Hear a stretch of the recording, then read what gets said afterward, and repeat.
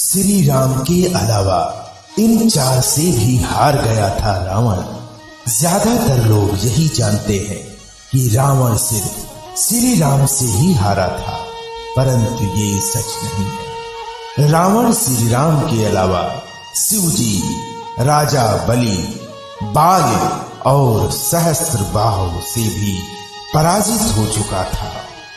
चलिए आइए आपको बताते हैं कि रावण कब और कैसे हारा था। बाल से रावण की हार। एक बार रावण बाल से युद्ध करने के लिए पहुंच गया। बाल उस समय पूजा कर रहा था। रावण बार बार बाल को ललकार रहा था और इससे बाल की पूजा में बाधा उत्पन्न हो रही थी। और जब रावण नहीं माना तो बाल ने उसे अपनी बाजू में दबाकर 4 समुद्रों की परिक्रमा की थी।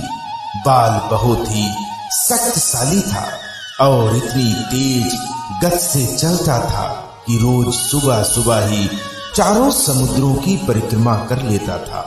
और इस प्रकार परिक्रमा करने के बाद सूर्य को अर्घ्य अर्पित करता था। जब तक बाल ने परिक्रमा की और सूर्य को अर्घ्य अर्पित किया, तब तक रावण को अपने बाजू में दबाकर ही रखा था। रावण ने बहुत प्रयास किया, परंतु वह बाल की चंगुल से आजाद नहीं हो पाया और पूजा के बाद बाल ने रावण को छोड़ दिया था। सहस्त्रबाहु अर्जुन से रावण की हार। 1000 हाथ थे और इसी वजह से उसका नाम सहस्त्रबाहु पड़ा था।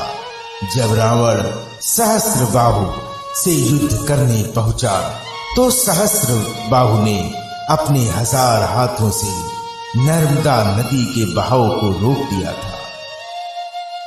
नर्मदा का पानी इकट्ठा किया और पानी छोड़ दिया और इससे रावण की पूरी सेना के साथ ही नर्मदा में पूरी सेना बह गई थी। और इस पराजय के बाद एक बार फिर रावण सहस्त्रबाहु से युद्ध करने पहुंच गया और तब सहस्त्रबाहु ने उसे बंदी बनाकर जेल में डाल दिया था।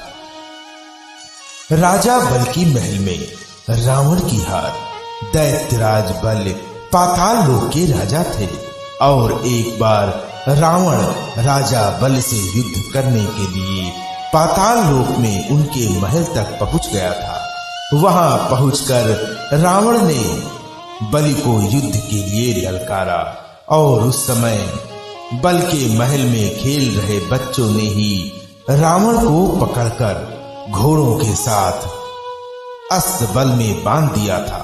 और इस प्रकार राजा बल के महल में रावण की हार हुई। शिव जी से रावण की हार।